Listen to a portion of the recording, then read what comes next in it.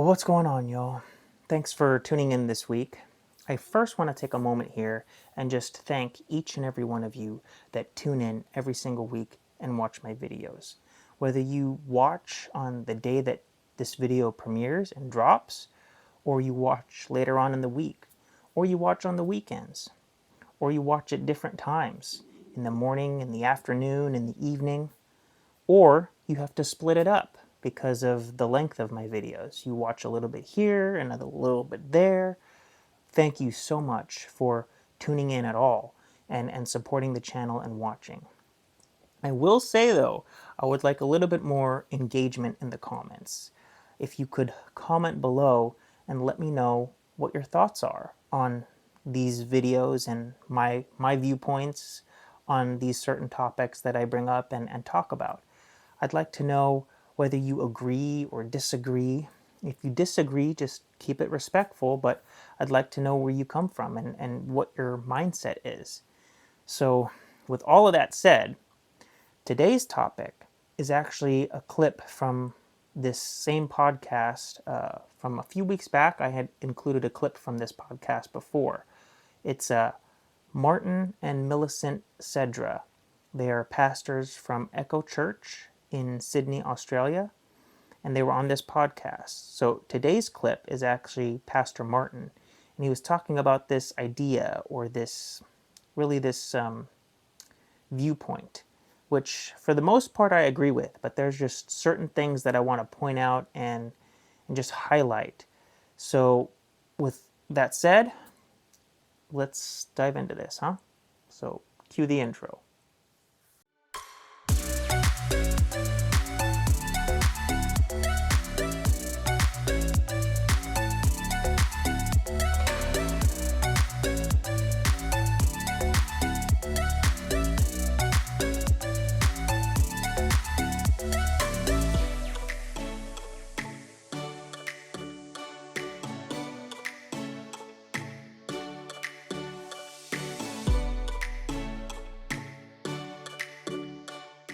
If you don't like one church, go to the next one. Go Yeah. to. But preachers, don't change your message for your people.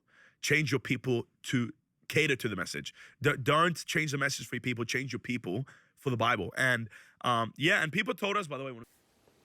Now see, on the face of that, that sounds great, right? You hear that and you don't even hear anything wrong with that, what he said.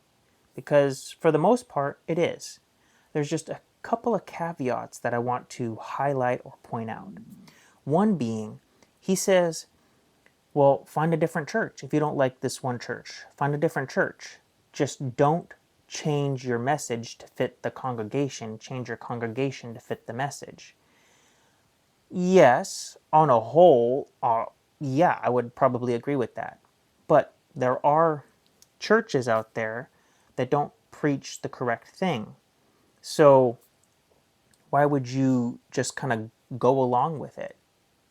You should, if they're preaching things that aren't biblical, then of course you have to push back and say, hey, wait a minute, this is not what the Bible says. You're taking that out of context. You shouldn't just tuck and run just because you don't agree with them, because if they actually are a Bible-believing church and they're just getting it wrong, then you need to bring it up to them and let them know. Now, if you bring it up and they still are stuck in their ways, yeah, find a different church. Just, leave, because obviously that is not a Bible-believing, Bible-teaching church. But if they do actually change, then you've done a great job. You didn't just leave once you don't agree with what they're saying. The flip side of that, also, if they're teaching the correct thing and it just doesn't suit what you want to hear, and you leave and you go to another church that does the same thing, they're teaching the Bible the correct way, and you again don't like that because you're like, I don't like what they're saying. So you leave again. And so you find yourself in this constant loop of leaving and leaving and leaving and leaving church after church after church. Then perhaps maybe you need to sit down with yourself and think, is it me? Do I have a skewed viewpoint or understanding of what the Bible is actually saying, and these churches are actually teaching it correctly, and it's me that's getting it wrong, and I leave because I feel offended, when in reality, perhaps maybe it's because I need to change and not them. So there's these couple of caveats that I just think we need to think about. On a whole, it sounds great and fantastic. Yes, if you don't agree with this church, find another church. And the pastors, yes, for sure, there are certain topics or subjects that I think the church needs to talk about and they shy away from because they are afraid that it's not going to be popular, that the congregation will hate them, that they're going to leave and lose members. Well, you can't run your church based on the mob and the crowd and what they want and cater to what they want. Like, you can't just preach on the stuff that sounds good, like the prosperity gospel, which a lot of preachers do talk about the prosperity gospel. The Bible promises this, or promises this, or promises this, and they never talk about the real nitty gritty stuff, the hardships that come along with being a Christian and what God actually says and what He requires of you.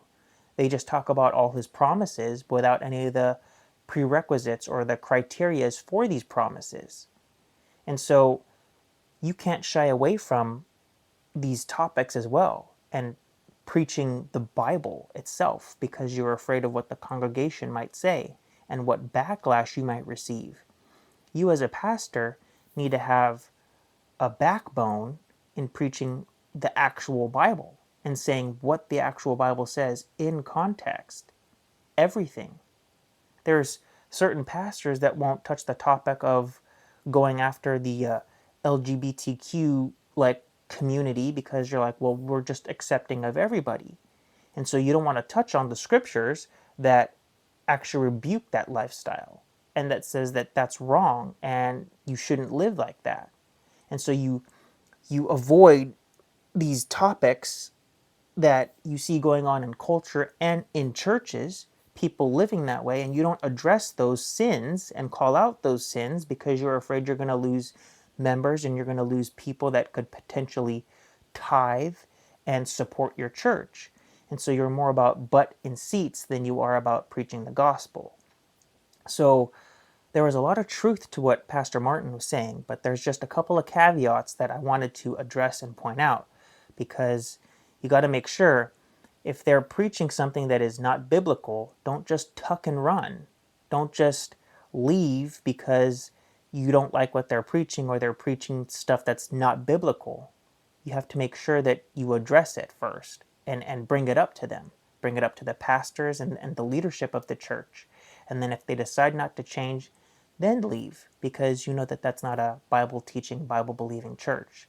That they're not open to or receptive to critiques and criticisms, and they don't take that to heart and actually search within themselves if they're actually teaching the Bible correctly.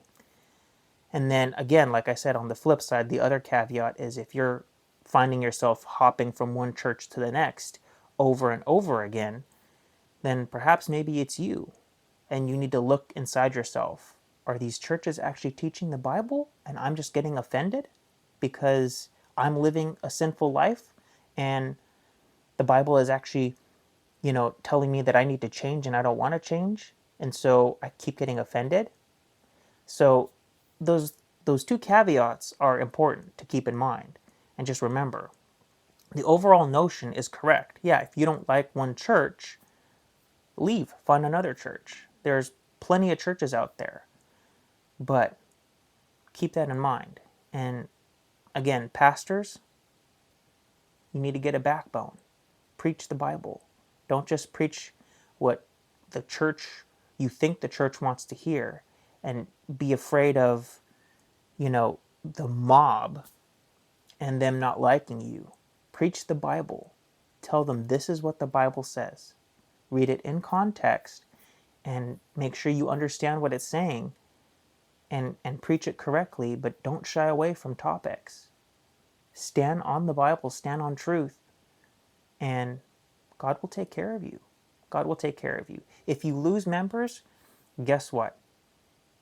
That's okay, because you'll probably gain some more later. And those people that left, if they get offended because of that, then perhaps maybe God's still doing a work in them. And when their work is completed and finished, who knows? They might actually come back. They might actually come back and actually thank you, and just thank you for pointing out this sin in my life that I did not want to hear at the time, and so I left because I was offended, and then you know I kind of the seed got watered, and I kind of grew and learned, and I understand now, and so they're actually a better Christian because of it, because you poked at something that needed to be poked at, and it started them down this path where they actually started working and getting rid of the sin in their life. So don't be afraid to do that.